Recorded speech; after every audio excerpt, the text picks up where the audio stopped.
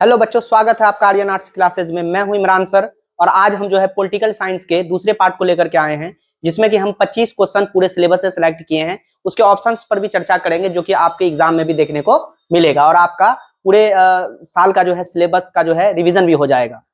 कल जो है 26 जनवरी है, यानी कि गणतंत्र दिवस है। हम उसका आप लोगों को शुभकामना भी देते हैं, पूरे भारत को शुभकामना देते हैं, ठीक है। और बड़ी खुशी की बात है कि हमारा संविधान उस दिन जो है लागू हुआ था, ठीक है। तो चलिए हम लोग शुरू करते हैं इस अवसर पर, जिसका हम लोग जो है पहला क्वेश्चन पर आ जाते हैं। इसमें यह है कि निम्नलिखित में से कौन भारत की विदेश नीति का मुख्य आधार है। यानी कि विदेश नीति का मतलब हुआ फॉरेन पॉलिसी, और ये समय था आपका 1945 का। और 1945 में क्या हुआ था कि सेकेंड वर्ल्ड वार समाप्त हुआ था, यानी द्वितीय विश्व युद्ध समाप्त हुआ था। इसके बाद क्या हुआ था कि पूरा दुनिया जो है ना दो गुट में बट गया था। एक था अमेरिका के पक्ष में और आधा दुनिया जो है सोवियत संघ के पक्ष में आ गया था। हुआ क्या था कि यहाँ पर सुपर पावर बनने की होड़ लगी हुई थी, लेकिन इस वक्त भारत जो है अपना विदेश नीति को सहज तरीके से किया। वो दोनों में किसी का पक्ष में नहीं शामिल होना चाहता था, किसी के भी सपोर्ट में नहीं आना चाहता था। उसको लग रहा था कि अगर आज हम अमेरिका के पक्ष में आ गए तो सोवियत संघ हमसे नाराज हो जाएगा, और सोवियत संघ के पक्ष में आ गए तो अमेरिका हमसे नाराज हो जाएगा। तो उस वक्त भारत में जो है भारत का जो नेतृत्व कर रहे थे पंडित जवाहरलाल नेहरू, बैरिस्टर थे, वकील आदमी थे, पढ़े लिखे थे। उनको लगा कि नहीं, ऐसा करते हैं कि जो भी देश जो है इन दोनों का सपोर्ट में नहीं आना चाहता उसका एक ग्रुप बनाते हैं, और उसी ग्रुप को कहा गया गुट निरपेक्ष। क्या कहा गया? गुट निरपेक्ष। तो अब यहाँ पर क्वेश्चन देखिए, कह रहा है कि निम्नलिखित में से कौन भारत की विदेश नीति का मुख्य आधार है। तो इसका सही आंसर हो जाएगा गुट निरपेक्षता। क्या हो जाएगा सही आंसर? गुट निरपेक्षता। चलिए अब हम लोग यहाँ पर आगे बढ़ते हैं, अगले क्वेश्चन को करते हैं। अगला क्वेश्चन यहाँ पर दूसरा नंबर क्वेश्चन आपके सामने आ गया, और ये क्वेश्चन है, कह रहा है कि लोकसभा, देखिए अगर हम संसद की बात करें, पार्लियामेंट की बात करें, तो इसके तीन पार्ट होते हैं, यानी तीन अंग होते हैं। एक होता है राष्ट्रपति, एक लोकसभा और एक राज्यसभा। तो लोकसभा की बात हो रही है कि लोकसभा में अनुसूचित जनजाति यानी कि एसटी, एक होता है एससी यानी शेड्यूल कास्ट, और एक होता है अनुसूचित जनजाति यानी शेड्यूल ट्राइब्स, जो जंगल और पहाड़ों पे रहते हैं, ऐसे लोगों की बात हो रही है। तो कह रहा है कि इन लोगों के लिए जो है कितनी लोकसभा में जो है सीट को आरक्षित किया गया। आरक्षित मतलब कि उसको जो रिजर्व किया गया कि उतने सीट पर हर बार 5 साल पर जो लोकसभा का चुनाव होगा उतने लोगों को जो है चुनाव में भाग लेना है, जो कि अनुसूचित जनजाति से रहेंगे या उस एरिया से रहेंगे। तो इसका सही आंसर हो जाएगा 47। ठीक है, चलिए अब हम लोग आगे बढ़ते हैं। ये जंगली और पहाड़ी लोगों के लिए इस तरीके का व्यवस्था किया गया ताकि ये लोग पार्लियामेंट में जाकर के जो है अपनी आवाज उठाए और इन लोगों के साथ जो परेशानी है उस परेशानी का हल वहां पर खोजा जाए। तीसरा नंबर क्वेश्चन है, कह रहा नाथुला दर्रा। नाथुला दर्रा, दर्रा मतलब होता है कि दो पहाड़ों के बीच जो पतला सा जो रास्ता होता है उसको दर्रा या पास कहा जाता है। तो नाथुला दर्रा कह रहा है कि भारत को किस देश से जोड़ता है। अगर हम नाथुला दर्रा की बात करें तो ये भारत में जो है ना सिक्किम में है। भारत के किस राज्य में ये नाथुला दर्रा है? ये सिक्किम में है, और ये जो है ना भारत से जो है चीन को जोड़ता है। भारत और चीन को नाथुला दर्रा जोड़ने का काम करता है, जो कि सिक्किम में एक जो है पास है, यानी कि दर्रा है। चलिए अब हम आगे बढ़ते हैं, इसका सही आंसर हो गया चीन। अब हम लोग यहां पर चौथे नंबर क्वेश्चन की ओर चलते हैं। चौथा नंबर क्वेश्चन है, एक मिनट, हाँ चीन आंसर। चौथा नंबर क्वेश्चन है, यहां पर कह रहा है कि 20 सूत्री कार्यक्रम। अब 20 सूत्री कार्यक्रम की बात करें तो ये इंदिरा गांधी के समय में हुआ था, यानी उस वक्त इंदिरा गांधी प्रधानमंत्री थी, है ना। इंदिरा गांधी उस वक्त क्या थी?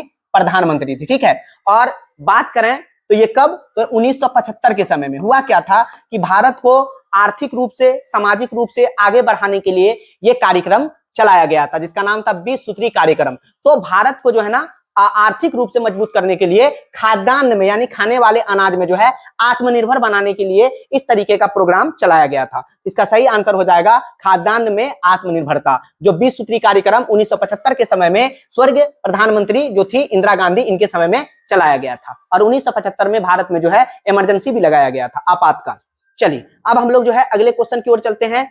अगला क्वेश्चन आपका आ जाएगा, पांचवा नंबर क्वेश्चन है, कह रहा कि भारत में वित्तीय आपातकाल यानी फाइनेंशियल इमरजेंसी की घोषणा कौन करता है। सबसे पहली बात यह है कि आपातकाल यानी इमरजेंसी होता है कितना प्रकार का? तो 3 प्रकार का इमरजेंसी होता है, जिसमें कि पहला नंबर का आपको हो जाएगा, पहला नंबर का इमरजेंसी जो है वो राष्ट्रीय आपात होता है।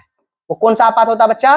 राष्ट्रीय आपात। और ये होता है 352 के अंतर्गत, आर्टिकल 352 के अंतर्गत लगाया जाता है, जो पूरे देश में लगता है। अगर कोई देश भारत पे हमला कर दे या फिर देश के अंदर में कोई सिविल वॉर हो जाए, यानी कि देश के अंदर में किसी तरह का परेशानी क्रिएट हो जाए, तो उस वक्त उस मामले को शांत करने के लिए देश में इमरजेंसी लगाया जाता है आर्टिकल 352 के अंतर्गत, और इसको कहा जाता है राष्ट्रीय आपातकाल। दूसरा नंबर का इसका हो जाएगा, वो होता है राष्ट्रपति शासन, यानी कि देश के किसी राज्य में जो है, ठीक है, देश के किसी राज्य में अगर सरकार पूर्ण बहुमत नहीं साबित कर पा रही है तो वहां पर राष्ट्रपति शासन लगाया जाता है, और ये शासन जो लगता है वो लगता है आर्टिकल 356 के अंतर्गत। और तीसरा नंबर जो आपातकाल या इमरजेंसी है, वो उसको बोलते हैं हम लोग वित्तीय आपात। उसको क्या बोलते हैं? वित्तीय आपात, यानी कि फाइनेंशियल इमरजेंसी। तो ये लगता है आर्टिकल 360 के अंतर्गत। यहाँ पे कह रहा है कि भारत में वित्तीय आपातकाल की घोषणा कौन करता है? तो हमारे देश के महामहिम राष्ट्रपति करते हैं, यानी ये तीनों आपातकाल का घोषणा हमारे देश के राष्ट्रपति करते हैं। चलिए, तो इसका अगर हम वित्तीय आपातकाल की जो है आर्टिकल की बात करेंगे तो आर्टिकल नंबर 360 के अंतर्गत लगाया जाता है, जो अब तक भारत में नहीं लगा है। ठीक है, चलिए अब हम लोग यहाँ पर अगले क्वेश्चन की ओर बढ़ते हैं। क्वेश्चन नंबर 6 पर चलते हैं। अब यहाँ पर कह रहा है, ये लोकल गवर्नमेंट की बात हो रही है, पंचायत समिति। ठीक है, किसकी बात हो रही है? पंचायत समिति। अगर मान लीजिए कि अगर हम एक पंचायत की बात करें तो पूरे ग्राम पंचायत का जो मालिक होता है, ग्राम पंचायत का मालिक, ठीक है, तो वो होता है मुखिया। कौन होता है? मुखिया होता है।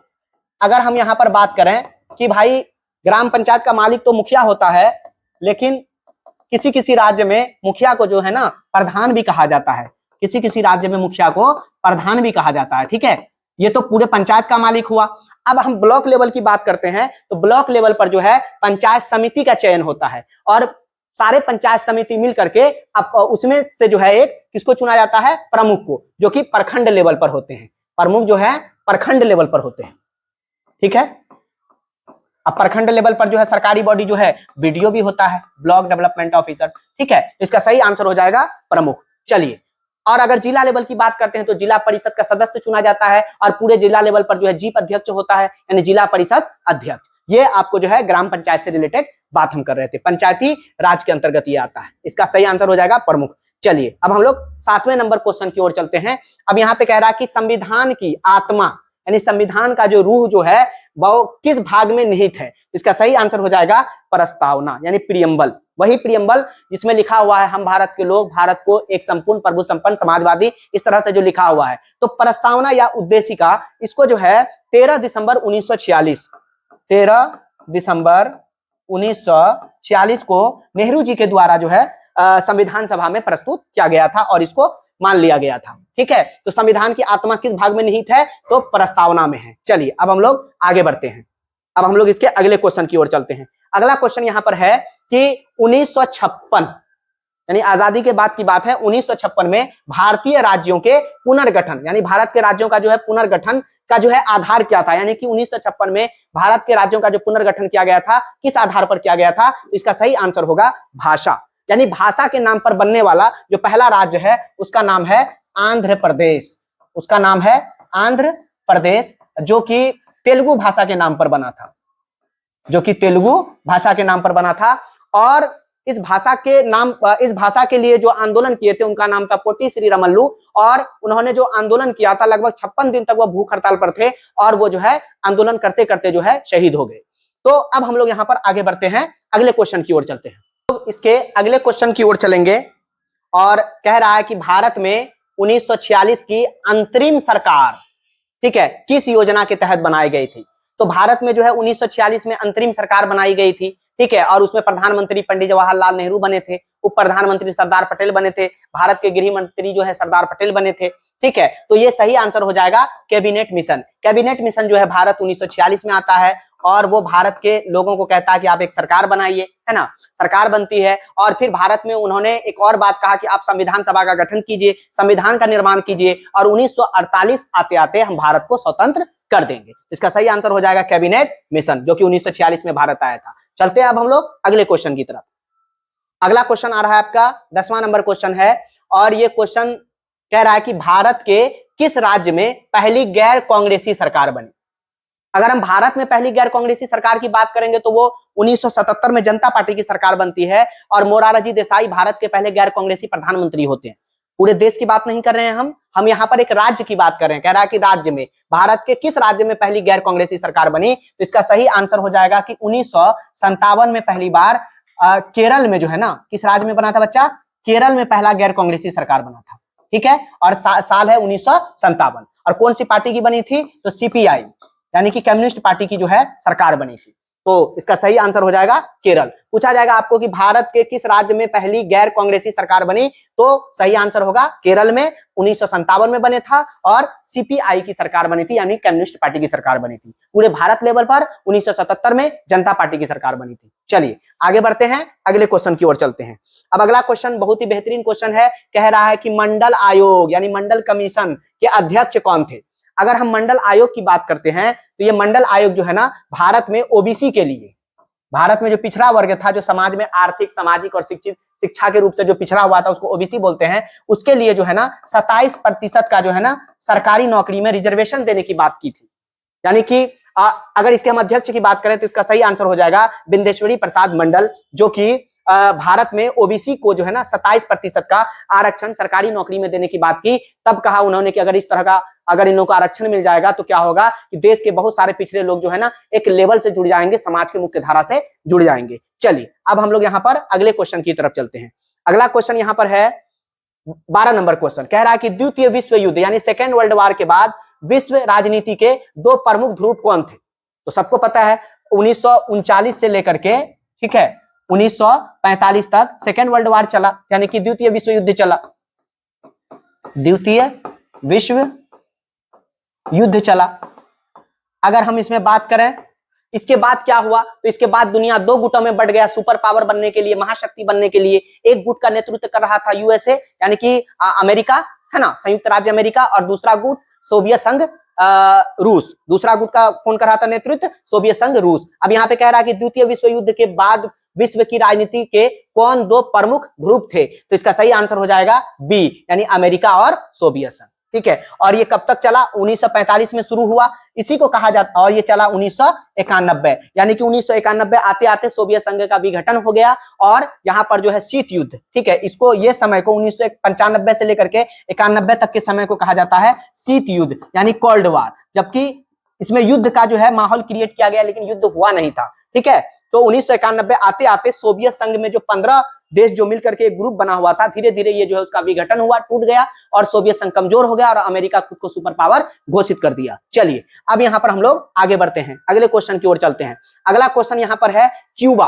अब ये क्यूबा की अगर हम बात करें तो ये अमेरिका के समुद्री तट से सटा हुआ एक आइलैंड है, एक टापू है, एक देश है। और यहाँ पर सोवियत संघ वालों ने क्या किया कि अपना अस्त्र शस्त्र पहुंचा करके अमेरिका को धमकाने की कोशिश की और अमेरिका इसके बारे में जान भी नहीं रहा था। बहुत समय के बाद उसको पता चला, जिसके वजह से अमेरिका बहुत ज्यादा डर गया था। तो इसी को कहा जाता है क्यूबा का मिसाइल संकट, जो कि 1962 में हुआ था। अब कह रहा है इससे जो है ये संकट से किससे संबंधित था, तो इसका सही आंसर हो जाएगा सोवियत संघ। कब हुआ था, 1962 में। क्यूबा एक आइलैंड है, एक छोटा सा देश है जो कि अमेरिका के पास में ही है, सटा हुआ है, जो कि समुद्र में है। चलिए, मतलब सोवियत संघ इसमें क्या हुआ कि अपना बम जो है वहां पहुंचा दिया, परमाणु बम मिसाइल पहुंचा दिया, जिससे कि अमेरिका के बहुत करीब हो गया वो। सोवियत संघ अब अमेरिका के ऊपर कभी भी टारगेट कर सकता था, जबकि अमेरिका अगर सोवियत संघ पर टारगेट करता तो इसकी दूरी बहुत ज्यादा थी। इस वजह से यहाँ पर सबसे ज्यादा खतरा अमेरिका को था। इसी को जो है ना क्यूबा मिसाइल संकट भी कहा जाता है। चलिए अब हम लोग अगले क्वेश्चन की ओर चलेंगे। हम लोग इसमें 25 क्वेश्चन सेट किए हैं, तो क्वेश्चन नंबर 14 पर चलते हैं। कह रहा है गुट निरपेक्ष आंदोलन के प्रथम सम्मेलन में कितने देशों ने भाग लिया। तो गुट निरपेक्ष क्या था, तो भारत और मिस्र और बहुत सारे देशों के द्वारा बनाया गया ऐसा गुट जो कि अमेरिका और सोवियत संघ किसी के पक्ष में न हो, उसको गुट निरपेक्ष कहते हैं। कहता है कि इसका जो पहला वाला जो सम्मेलन हुआ था इसमें 25 देश शामिल हुआ था। ये जो है यूगोस्लाविया में एक शहर है जिसका नाम है बेलग्रेड, वहीं पर हुआ था। ठीक है, 25 इसमें देश जो है ना शामिल हुआ था इस कॉन्फ्रेंस में। ठीक, चलिए अगले क्वेश्चन की ओर हम लोग बढ़ते हैं। अगला क्वेश्चन यहाँ पे है, कह रहा निम्न में से कौन भूमिबद्ध है, या इसको हम लोग स्थलबद्ध भी बोल सकते हैं। भूमिबद्ध बोले या इसको हम लोग जो है स्थलबद्ध भी बोल सकते हैं। ठीक है, तो ये क्या होता है कि लैंड लॉक, यानी ऐसा जमीन, ऐसा क्षेत्र जो कि चारों तरफ से जमीन से घिरा हुआ हो, समुद्र उससे बहुत दूरी पर हो, ठीक है। तो ऐसा यहाँ पर जो ऑप्शन देखते हैं इसका सही आंसर हो जाएगा नेपाल। नेपाल जो कि चारों तरफ से जो है लैंड लॉक है, यानी स्थलबद्ध है, ठीक है। चलिए, भारत के उत्तर में है और ये भारत का पड़ोसी देश है। अब हम लोग यहाँ पर चलेंगे 16 नंबर क्वेश्चन पर। ये क्वेश्चन कह रहा सुरक्षा परिषद, यानी कि ये जो है ना यूएनओ का एक मजबूत अंग है, एक मजबूत पार्ट है। तो कह रहा सुरक्षा परिषद के अस्थायी, देखिए इसमें जो है दो तरह के सदस्य होते हैं, एक होते हैं अस्थाई और एक होते हैं अस्थाई। तो अस्थाई जो होते हैं उसकी संख्या कितनी है बच्चा? तो अस्थाई की संख्या है 5। अस्थाई की संख्या कितनी है? 5, जिसमें कि अमेरिका, ठीक है, सोवियत संघ, फ्रांस, ब्रिटेन और उसके बाद चीन। चीन हमारा पड़ोसी, जिसको कि भारत को जबकि बनने का मौका मिला, लेकिन भारत में नेहरू जी ने क्या कहा कि हम चीन को दे देते हैं, अभी हम अंग्रेज से आजादी हो रहे हैं, ठीक है। तो चीन को दे दिया। और आज जब भारत को ये यूएनओ में अस्थाई मेंबर बनने की बात आती है तो पांचों देशों को, यानी जो इसके पांचों अस्थाई सदस्य हैं, उसकी हामी होना जरूरी है। यानी कि अगर कोई एक भी इसमें ना बोल दिया तो नहीं होगा। तो 4 देश उधर यूरोपीय देश हाँ बोल देता है, लेकिन जब बात आती है चीन की, वो बोलता नहीं। वो हमारा जबकि पड़ोसी है, लेकिन उसको लगता है कि हमारा दुश्मन है, इसलिए वो हाँ नहीं बोलता है। इस वजह से भारत को जो है अस्थाई मेंबर बनने में बहुत ज्यादा परेशानी का सामना करना पड़ रहा है, क्योंकि इन लोगों को वीटो पावर का अधिकार है। अब कह रहा है कि इसमें जो है अस्थाई सदस्य कितने हैं? तो 10 हैं, यानी 2 साल के लिए चुने जाते हैं। कितने साल के लिए? यानी इसमें जो अभी यूएनओ में जो है ना 193 देश शामिल है। कितना देश शामिल है बच्चा? 193। तो इसमें से 10 देश को जो है 2-2 साल के लिए जो है ना बनाया जाता है अस्थाई मेंबर, और अस्थाई कितने इसके? 5 है। चलिए, अब हम लोग जो है यहाँ पर आगे बढ़ेंगे। क्वेश्चन था आपका कि सुरक्षा परिषद के अस्थाई सदस्यों की संख्या कितनी होती है? तो इसका संख्या कितना होगा? 10, सॉरी अस्थाई, और अस्थाई कितने हैं? तो अस्थाई 5 है। चलिए, अब हम लोग यहाँ पर 17 नंबर क्वेश्चन पर चलेंगे। तो 17 नंबर क्वेश्चन है, कह रहा है कि संयुक्त राष्ट्र दिवस कब मनाया जाता है? तो इसका सही आंसर हो जाएगा 24 अक्टूबर। ये डेट याद कर लीजिएगा, इस तरह का क्वेश्चन एग्जाम में देखने को मिलता है। तो इसका सही आंसर क्या हो जाएगा? 24 अक्टूबर। संयुक्त राष्ट्र दिवस 24 अक्टूबर को मनाया जाता है प्रत्येक वर्ष, इंटरनेशनल लेवल पर होता है। चलिए, अब यहाँ पर आ गया है अगला क्वेश्चन नंबर 18, और नदी का नाम है सिंधु। सिंधु नदी भारत होते हुए पाकिस्तान में बहती है। तो 1960 में जो है ना सिंधु का जो है ना भारत और पाकिस्तान के बीच में सिंधु जल समझौता भी हुआ था, ठीक है। सिंधु नदी के पानी को लेकर के दोनों देशों के बीच में बहुत बार जो है खींचातानी हुआ है। तो यहाँ पे वही कह रहा है कि सिंधु नदी भारत के किस राज्य से गुजरता है? भारत के किस राज्य से गुजरता है? तो भारत के कश्मीर वाले एरिया से गुजरता है। और आज भारत में जो है कश्मीर में वो क्षेत्र एक अलग राज्य बन गया जिसका नाम है लद्दाख, उधर से ही गुजरता है। तो सिंधु नदी भारत के किस राज्य से गुजरती है? तो सही आंसर हो जाएगा कश्मीर। अगर कश्मीर नहीं रहेगा ऑप्शन में तो लद्दाख रहेगा, तो वो भी सही आंसर है। और ये भारत होते हुए फिर पाकिस्तान में बहती है, ठीक है। चलिए, अब हम लोग अगले क्वेश्चन की ओर चलते हैं। यहाँ पर एक देश है, एक देश का नाम आया है जिसका नाम है यूक्रेन। सबसे पहली बात, अभी हम कुछ देर पहले बोल रहे थे आपको सोवियत संघ। क्या बोल रहे थे? सोवियत संघ। अगर हम सोवियत संघ की बात करें तो इस सोवियत संघ में 15 देश शामिल थे, ठीक है। उसमें जो है यूक्रेन भी शामिल था। उसमें कौन शामिल था? यूक्रेन भी शामिल था। और यूक्रेन भी जो है जब सोवियत संघ का विघटन हुआ, जब सोवियत संघ जो है टूट करके अलग हुआ, विघटन कब हो गया इसका विघटन? 1991। आते आते तक लगभग देश इससे टूट के अलग हो गया। तो यूक्रेन भी उससे टूट करके क्या हो गया? अलग हो गया। तो यूक्रेन किस महाद्वीप में स्थित है, यानी किस महादेश में है? इसका सही आंसर हो जाएगा यूरोप।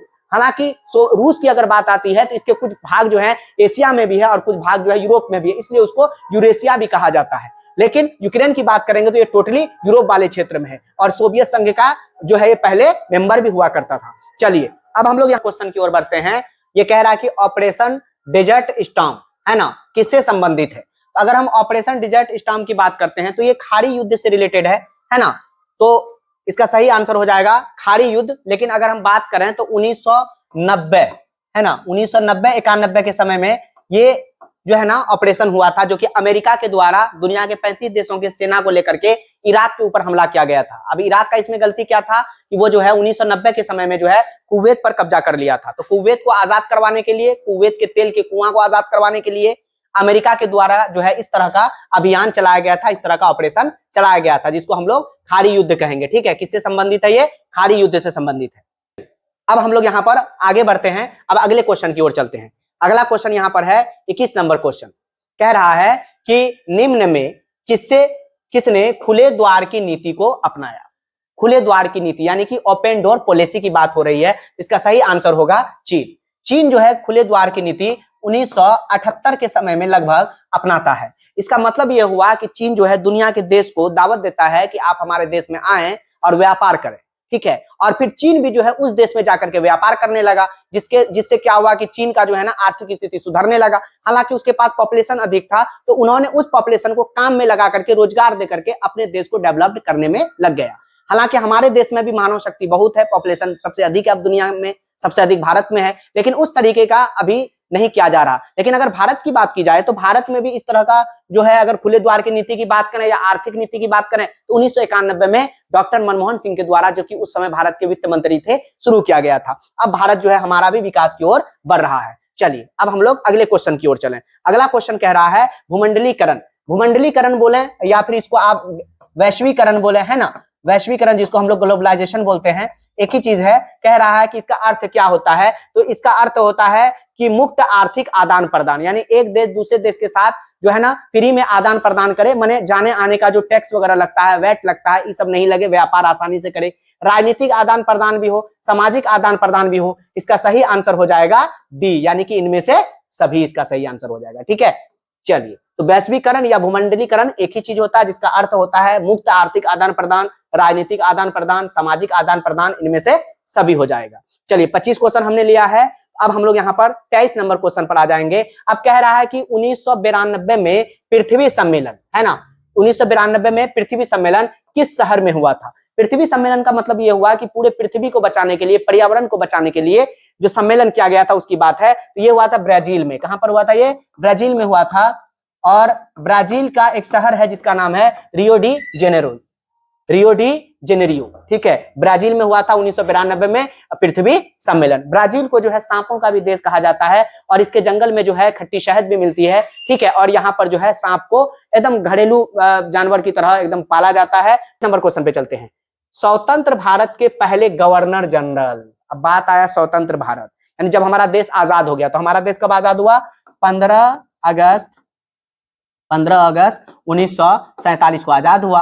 तो 15 अगस्त 1947 को जब देश आजाद हुआ, तो इस वक्त नेहरू जी पूरी तरीके से ट्रेंड नहीं थे, उसको जो उतना जो प्रशासन शासन की बात चलाने को नहीं आता था, कोई आइडिया वैसा नहीं था। तो उन्होंने उस वक्त के जो गवर्नर जनरल थे, ठीक है, उनको उन्होंने कहा कि आप जो है ना कुछ समय हमारे यहाँ रहें, हमें इन चीजों को बताएं, फिर उसके बाद आप चले जाइएगा। इसका सही आंसर होगा लॉर्ड माउंटबेटन, है ना, लॉर्ड माउंटबेटन। और ये जो है 1948 तक रहे। उसके बाद जो है अगर आपसे पूछ लिया जाए स्वतंत्र भारत के पहले भारतीय गवर्नर जनरल अगर पूछ लिया जाएगा, तब इसका सही आंसर हो जाएगा सी राजगोपालाचारी, यानी सी मतलब चक्रवर्ती राजगोपालाचारी। यानी कि ये स्वतंत्र भारत के पहले भारतीय गवर्नर जनरल थे, इसके बाद कोई बने भी नहीं। उसके बाद फिर राष्ट्रपति वाला पोस्ट, इसी पोस्ट को राष्ट्रपति वाला पोस्ट क्रिएट कर दिया, और हमारे देश में जो राजेंद्र बाबू देश के पहले राष्ट्रपति बनाए गए। तो अगर स्वतंत्र भारत के पहले गवर्नर जनरल की बात होगी तो लॉर्ड माउंटबेटन, अगर भारतीय पहले गवर्नर जनरल की बात होगी तो सी राजगोपालाचारी। ये 15 अगस्त 1947 के बाद बने थे लॉर्ड माउंटबेटन, और 1948 तक थे। चलिए आगे बढ़ते हैं, हम अगले क्वेश्चन की ओर चलते हैं। अगला क्वेश्चन यानी कि आज का अंतिम क्वेश्चन कह रहा है कि माउंटेन मैन, यानी कि पर्वत को, पहाड़ को जो है तोड़ करके, ठीक है, पहाड़ को तोड़ करके 22 साल लगभग लगा उसको, एक छेनी और हथौड़ी से तोड़ करके उसके बीच में रास्ता बना दिया, और इस वजह से इसको माउंटेन मैन की उपाधि दी गई। तो इसका सही आंसर होगा दशरथ मांझी। बिहार के ही ऐसे लोग हो सकते हैं, तो बिहार के ही थे, और ये कहाँ के रहने वाले थे? गया के। ये अपनी पत्नी फगुनिया, है ना, ये अपनी पत्नी फगुनिया से बहुत प्रेम करते थे। कहा जाता है कि उसकी पत्नी फगुनिया जब उनको दशरथ मांझी को बुलाने के लिए गई, तो दशरथ मांझी फगुनिया जो है पहाड़ से नीचे गिर गई, और अब हॉस्पिटल जो है पहाड़ के उस पार था। अगर पहाड़ नहीं होता वहां तो 5 मिनट का भी रास्ता नहीं था, लेकिन उसको 20-22 किलोमीटर घूम करके जाना पड़ा। इस वजह से उनको गुस्सा आया, कहा कि पहाड़ की वजह से हमारी पत्नी जो है दम तोड़ दी, मर गई, है ना। इस वजह से वो जो है पहाड़ को तोड़ने लगे, और तोड़ते तोड़ते लगभग 20 से 22 साल उन्होंने मेहनत किया और उस पहाड़ को तोड़ दिया, ठीक है। और आज जो है वहां पर एक रास्ता बना दिया गया है, और यहाँ पर जो है बहुत दूरी जो है शॉर्ट हो गया है दूरी, इस वजह से उस रास्ते का भी नाम रख दिया गया दशरथ मांझी मार्ग। ये हमारे बिहार के गया जिले से संबंधित है, और मांझी द माउंटेन मैन एक मूवी भी इनके ऊपर जो है बायोपिक मूवी बनाई गई है। तो माउंटेन मैन की उपाधि जो है दशरथ मांझी को दी गई है, ठीक है। आज का क्लास इतना ही, मिलेंगे फिर हम लोग अगले वीडियो में अगले सब्जेक्ट के क्लास को लेकर के। तब तक के लिए धन्यवाद। अच्छे से पढ़िए, रिविजन कीजिए, मेहनत कीजिए। अभी एग्जाम में आपको 1 हफ्ता बचा हुआ है। ज्यादा से ज्यादा आप जो है बुक से ऑब्जेक्टिव को देखें, क्योंकि गेस्ट पेपर वगैरह में जो होता है या पासपोर्ट वगैरह में क्या होता है कि उसके ऑप्शन गलत होते हैं, ठीक है। बाकी सब्जेक्टिव आप मॉडल पेपर से भी देख सकते हैं। पूरा टॉपिक को आप लोग जो पढ़े हुए हैं उसको एक तरफ से रिवीजन कीजिए, है ना, अच्छे से मेहनत कीजिए और आपका एग्जाम बहुत ही बेहतर होगा, ठीक है। All the best.